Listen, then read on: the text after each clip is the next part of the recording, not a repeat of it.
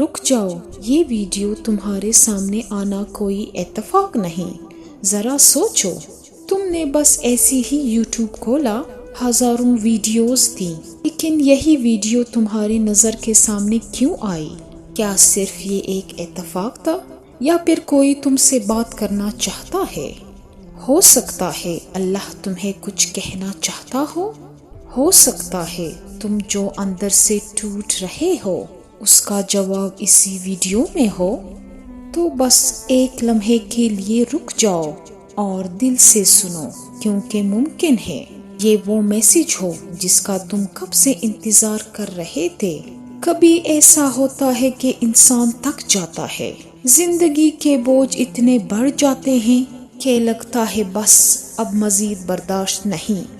کیا میں مر جاؤں یا زندہ رہ کر کیا کروں میں؟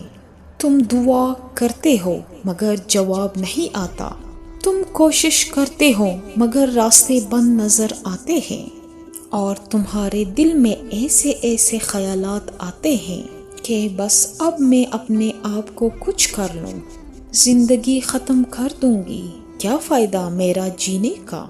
اور پھر دل میں خیال آتا ہے شاید اللہ نے مجھے چھوڑ دیا ہے، لیکن نہیں، یہ سچ نہیں ہے، جانتے ہو اللہ تعالیٰ قرآن میں فرماتا ہے اللہ کی رحمت سے نا امید نہ ہو۔ جب تم ٹوٹ رہے ہوتے ہو تب اللہ تمہیں بنا رہا ہوتا ہے، جب ہر دروازہ بند ہوتا ہے تب ایک ایسا دروازہ کھلنے والا ہوتا ہے جس کا تم نے کبھی سوچا بھی نہیں ہوتا۔ یاد رکھو اللہ تمہارے ہر آنسوں کو دیکھتا ہے، ہر خاموش درد کو سمجھتا ہے، اور کبھی کبھی اللہ دیر اس لیے کرتا ہے تاکہ تمہیں وہ چیز دے جو تمہاری سوچ سے بھی بہتر ہو۔